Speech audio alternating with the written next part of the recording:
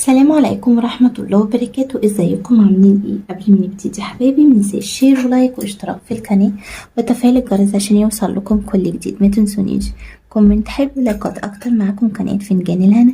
يلا بينا نشوف فنجانك هيقول ايه يا برج الثور. بس قبل ما نبتدي حبايبي يا ريت كده نصفي النية وندي لنفسنا طاقة ايجابية ونسمي بسم الله. صلي على النبي اللهم صل وسلم وبارك على سيدنا محمد. خير ان شاء الله يا برج الثور. طبعا لا يعلم الغيب الا الله، كمجرد رموز بس احنا بنفكها. القراءة بتنطبق على الجنسين رجل وامرأة وكل الأعمار. القراءة بتكون عامة وليست خاصة. يلا بينا بقى يا برج الثور اللي محطش لايك بعد إذنكم بليز حطوا لايك، حطوا كومنت حلو، ارفعوا الفيديو بتاعكم بلايك وكومنت يا جماعة عشان بيوصل لأكبر عدد ممكن من المشتركين. الفيديو بينزل من غير إشعار. يا ريت إن احنا ندعم الفيديو بلايك وكومنت. بسم الله. يلا بينا نبتدي. بسم الله الرحمن الرحيم. برج الثور. طيب شايفة ان البعض منكم مضغوط جدا الفترة ديت، مش عارف تفوق خالص. بتطلع من حاجة تدخل في حاجة، تطلع من مشكلة تدخل في مشكلة. ففي لخبطة كده عندك وكعبلة انت مش لاقي لها سبب. في خروج من الضغوط ديت ان شاء الله. شايفة ان البعض منكم ان الضغوط ديت في العمل عند البعض، يعني بتشتغل اكتر ما بتنام، مقضي حياتك كلها شغل. عايز توصل لهدف معين انت بتسعى ليه، وعايز تحققه. والبعض منكم وصل للنجاح ده بس مش مكتفي بالنجاح ده وبيسعى انه ينجح اكتر واكتر. ربنا يوفقك يا برج الثور.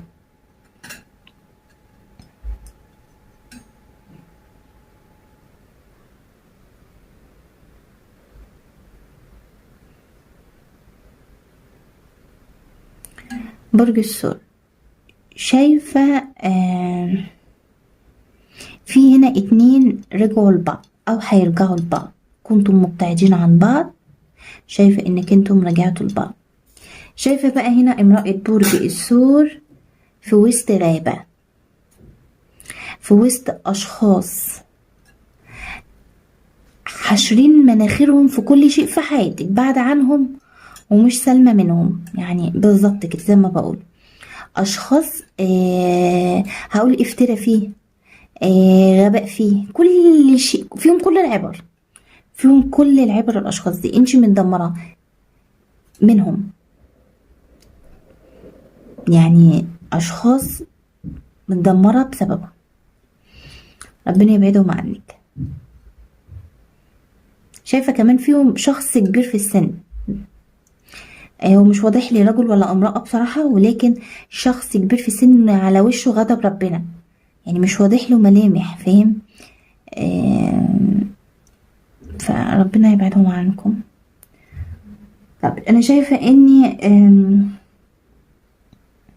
في فرحة كنت في انتظارها هتدق بابك قريب جدا ان شاء الله يا برج الثور.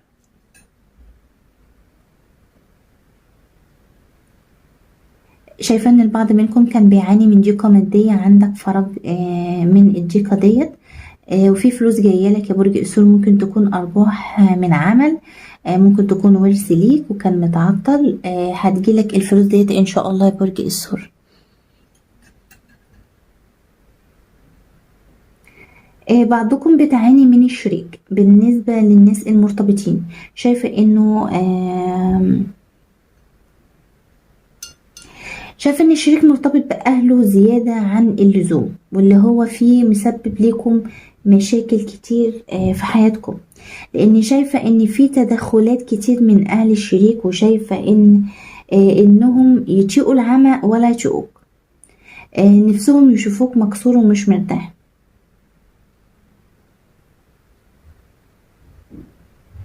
شايفة ان في سعي من الاطراف ديت علشان يحصل انفصال، بيتك يتخرب بينك وما بين الشريك، العلاقة تنتهي. اهم شيء عندهم انهم يكسروك، بس ده مش هيحصل طبعا يا برج الثور، لان كرامتك فوق دماغك ومحدش يقدر يكسرك في اي شيء، لانك شخصية قوية جدا، بس اللي هم بيعملوه معاك ده مأثر على حياتك بالسلب. فشايفة انك اللي مزعلك من الامر ده ان الشريك شايف اللي هما بيعملوه وساكت، مفيش رد فعل منه. بيجي عليك انت علشان خاطر اهله. الكلام ده للبعض، الكلام ده للبعض. اوكي، لكن انا شايفة ان البعض منكم كده، والبعض منكم الشريك اي نعم معاك وبيتكلم وبيقول اهله بيعملوا وعارف ومعاك انت واخد في صفك انت وساب اهله. اوكي، بس بتحس ساعات ان هو جواه لا انا حب يزيد. طبعا كل واحد بيحب اهله، ان شاء الله يكونوا شياطين فهو بيحبهم، بس انت شايف ان بيجيلك انت مش شايف كل ده. يعني انت لسه عندك برضو حتة اللي ده هم ما عندهمش حنية خالص ولا ليك ولا لينا ولا لأي حاجة.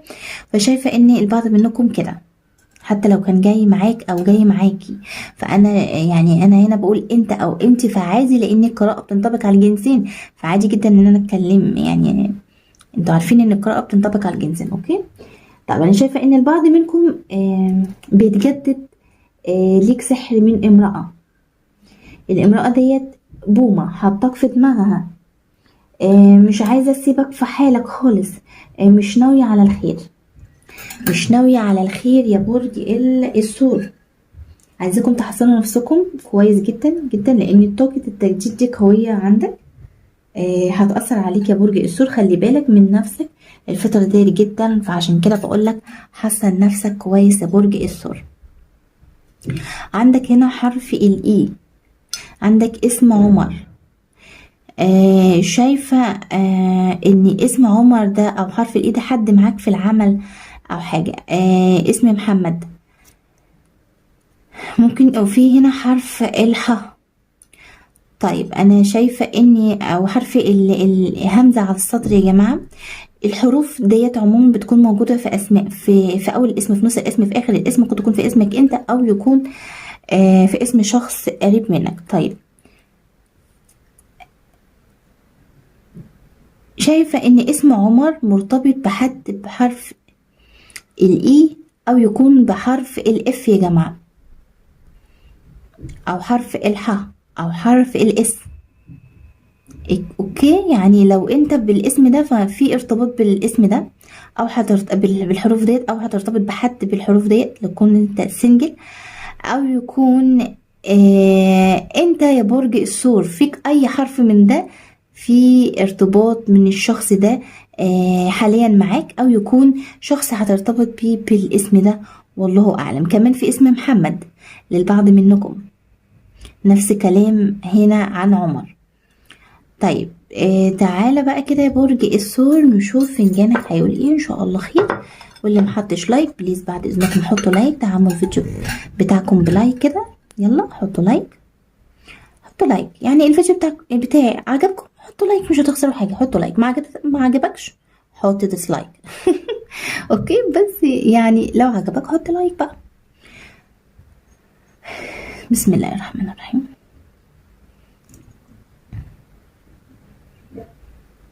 اسم احمد. اوكي، شايفه في امرأة برج الثور يا جماعه. في امرأة لا، في امرأتين وواحدة ست كبيرة في السن. ممكن تكون دي يعني حملك ودي بنتها، ممكن عموما انا شايفة ان هما عايزين يخربوا بيتك. احذر منهم كويس جدا يا برج الثور، واتعامل يعني عايزاك امرأة برج الثور تتعاملي بحرص شديد معاهم، ولو تقدري ما تتعامليش معاهم يكون احسن خالص. يعني يكون احسن علشان حياتك تمشي كويس لو تقدري. شايفة في فرحة جايلك برج الثور، هتنسيك همك شوية، هتكون مبسوط وانت محتاج فرحة تطلعك من اللي انت فيه، من الهموم اللي انت فيها.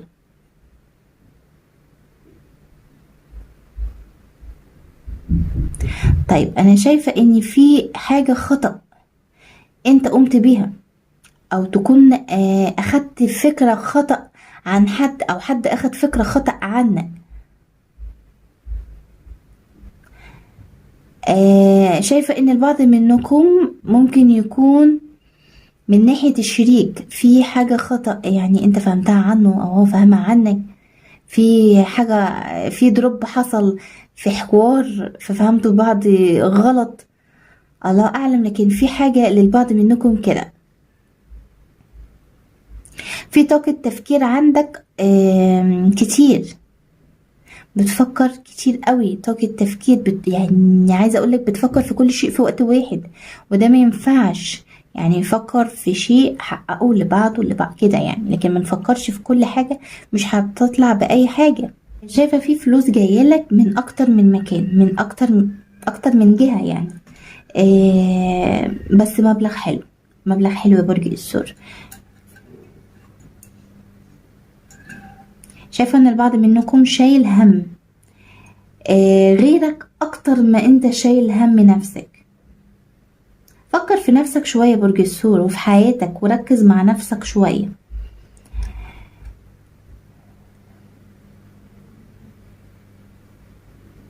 شايفة ان البعض منكم كان في حجر صحي، ممكن تكون انت او شخص قريب منك، ممكن تكون كان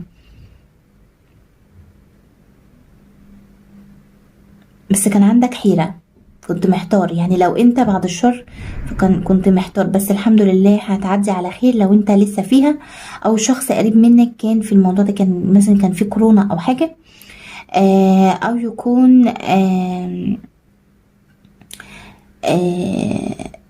يعني انت حاليا، او تكون خلاص عديت منها، بس يعني الحمد لله، نقول الحمد لله.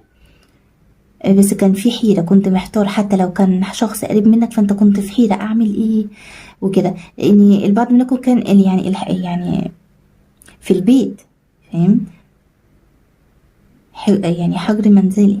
شايفة في نصر على ظالم اذاك وافترى عليك، عندك نصر عليه ما تقلقش، عندك نصرة، وفي كارما، بس اصبر، في كارما بس اصبر اصبر.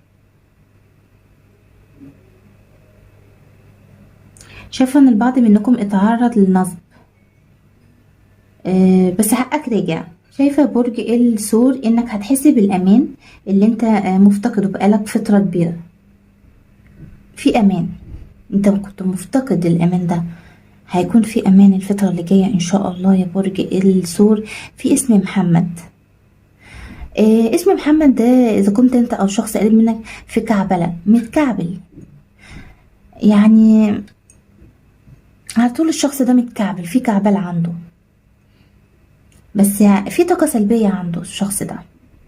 الطاقة السلبية دي ممكن تكون يعني عين وعين قوية، يعني حسد جامد في الشخص ده.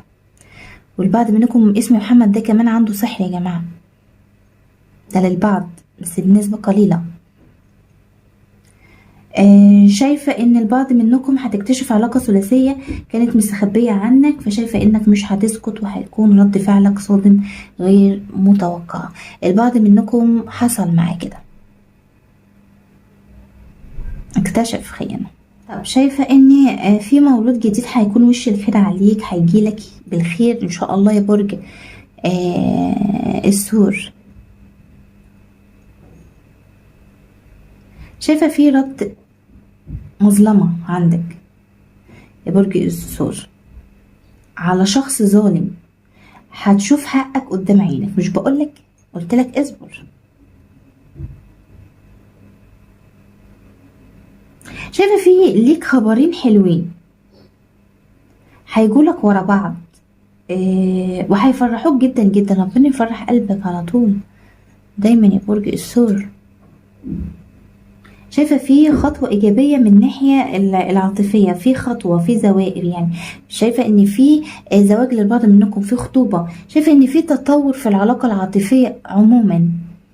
شايفة إن البعض منكم بتشتكي كتير، أنت بتشتكي كتير، بتشتكي، ممكن تكون يعني انت جواك عارف كده من اشخاص مثلا اذينك قوي، قرفينك في حياتك، هزينك، تعبينك. الاشخاص دي انت بتشتكي منهم كتير. طب احب اقول لك الاشخاص دي تجاهلها خالص، ولا كانهم موجودين في حياتك، لان بيسببوا لك طاقه سلبيه. يعني كل ما بتشتكي تشتكي تشتكي او بتتكلم عنهم او بتقول انه بيحصل منهم، انا شايفه ان في كل حوار في سيره ان هم، بس انا شايفه انك انت مضغوط جدا منهم. الاشخاص ديت مضغوط من اللي انت فيه، بتشتكي، ولكن عايزاك معلش تتجاهلهم خالص، ولا كانهم موجودين في حياتك، لان مسببين لك طاقه سلبيه فظيعه. يعني لازم تحصل نسيبه لما بيجيب سيرتهم، يعني اي حاجه لازم تحصل.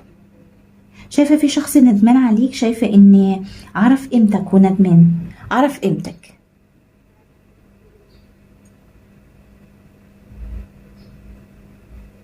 طيب انا كده خلصت قراءتك يا برج الثور.